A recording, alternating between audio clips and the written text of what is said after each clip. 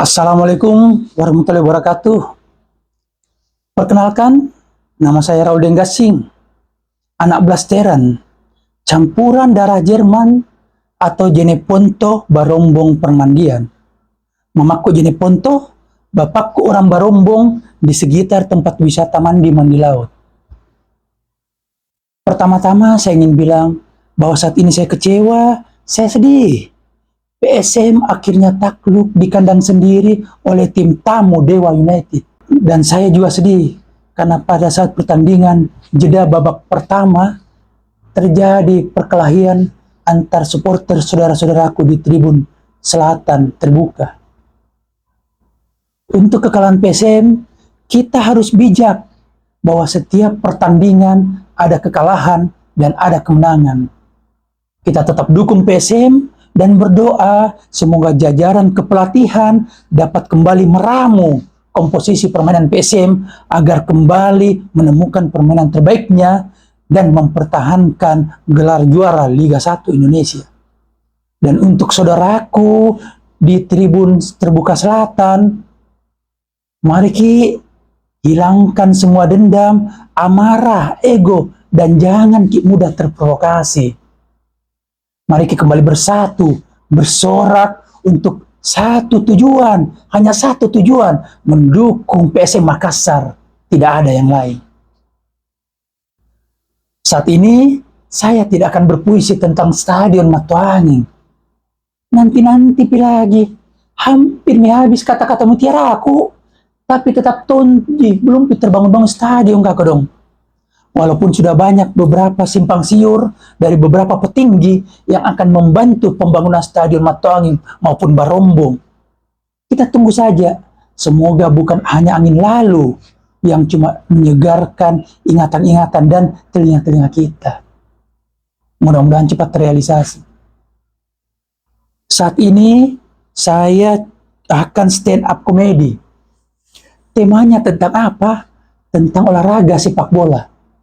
Kenapa sepak bola? Karena dua hal. Pertama, timnas kita baru saja mengalahkan timnas Thailand di ajang SEA Games beberapa waktu lalu. Indonesia meraih gelar juara setelah 32 tahun menunggu. Nah bilang Basnyong, lama juga ya, Kamatojem. Kalau diibaratkan dalam liga perkawinan, cucu banyak cucunya. Sisa mengenang masa-masa indah pacaran atau awal-awal pernikahannya. Yang kedua, karena baru-baru saja beberapa waktu lalu juga tim Tenggo Argentina melawat ke Indonesia, melawan timnas kita Indonesia. Timnas kita memang dikalah 2-0. Tapi jangan lihat hasil, tapi lihat perjuangan dan dedikasi serta semangat timnas Indonesia. Patut kita curi jempol. Ada kita Asnawi di sana. Siapakah itu Asnawi tangkis ini? Anaknya salah satu legenda pertahanan PSM waktu itu. Hormatku buat kakandaku Bar Muharram, sehat-sehat selalu kakandaku. Tapi sayang, sungguh sayang, Messi yang digadang-gadang akan datang bersama timnas Tenggo Argentina tidak datangi balisiku. Santer-santer ku dengar kabar dari Facebook atau medsos, malah kibedeng di sliding sama Asnawi. Ya mungkin saja, walau alam. Tapi kalau menurut saya, Messi belum ada apa-apanya. Selama dia belum bisa cetak gol di gawang yang saya kawal. Yang penting, saya yang tentukan lapangannya. Coba bedeng. Jadi saya tentukan lapangannya itu di lapangan Matuanging sekarang. Tangkis itu, keberingasannya Stadion Matuanging sekarang. Jadi contohnya duel sudah terjadi ya. Messi daerahnya ada di tribun tempatnya dulu The Maxman. Terus saya sebagai penjaga gawang tempatku ada di daerahnya yang dulu ditempati supporter tribun VIP utama atau tribun Dr. supporter yang ditempati juga para pengusaha di sana. Tapi sebelum kita berbicara lebih jauh, berbicara tentang dokter, banyak di teman-temanku di sana. Kadahulu, pernahkah, sempatkah akan mendaftar di salah satu perguruan tinggi Fakultas Kedokteran yang ada di Makassar.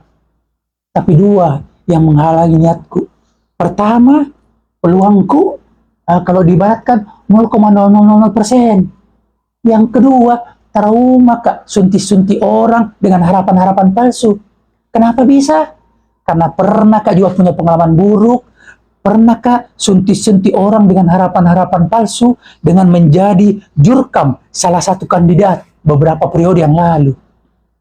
Saya kedong berkeliling-keliling dengan lembaran visi misi kandidat tersebut. Kujelaskan kepada masyarakat di wilayah pemilihannya bahwa kandidat ini orangnya suci, murni, sabar, tenan neko-neko. Percaya Tommy, karena saya kan orangnya gampang pengaruhi orang. Mana Tom bukan dengan hipnotis, tapi dengan bersilat lidah. Akhirnya dengan kata-kataku, dengan usahaku, terpilih kandidatku menjadi salah satu pejabat. Tapi apa daya, setelah terpilih nah lupakan Kak, nah campakkan Kak, bagi pacar yang tak lagi wangi. Tidak ada lagi istilah-istilah yang biasa dia dengungkan ke telingaku. Seperti ini istilahnya. Saudara, apa kabar saudara? Saudara, sudah makan saudara ke rumah Saudara, ada Kak di warkop? Kesini ku traktir Sangin saudara bilang sama saya. Tapi setelah terpilih, blacklist Kak. WA aku tidak baca. Teleponku tidak diangkat. Mungkin kasih daftar hitam di nomorku. Tapi suatu waktu pernah Kak WA Saudara, ada Kak di warungnya sop saudara Dembani kesini Setelah sekian lama dia tak balas WA aku, akhirnya balas. Tapi apa balas Kak seperti ini. Weh, baracung, jam mau kau WA Kak. Kalau mau kau makan sop saudara, bayar sendiri Kak bukan maki saudara. Betapa perih hatiku. Tergores hatiku saudara. Iya kan? Dahulu, dikala kau menginginkan aku, dikala kau ingin menjadikan aku sebagai jurkammu, tuh baik sekali kau sifatmu. Terpilih kau, tidak diingat jasa-jasaku. Itu yang bikin saya trauma saudara. Untuk menjadi dokter yang bisa sunti-sunti orang. Tuh? Nah, tapi sudahlah, tinggalkanlah masa lalu sebagai jurkam di dunia perpolitikan.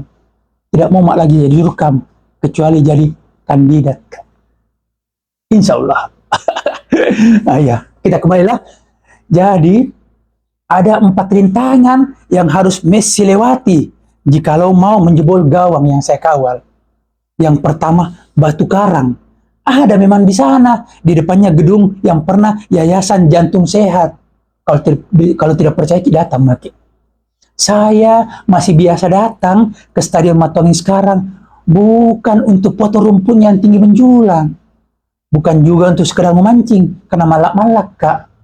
Tapi untuk mengenang tembok-tembok stadion yang pernah saya belai, pernah kurumas, pernah tongko onjokan untuk sampai ke puncak kepuasan. Nah, istilahnya ya manjat tembok, dibelai dulu, diremaski, baru diinjak itu tembok-tembok sampai ke atas. Mana tong balitang-balitang di betiska gara-gara pacamboknya parat Kak. Tapi ku terima itu, ikhlas Kak. Karena sadar Kak, salah Kak tahu mau nonton PSM, tapi tidak pakai tiket, tapi manjat Tidak aku lakukan lagi itu saudara. Sekarang pakai tiket. Iya toh?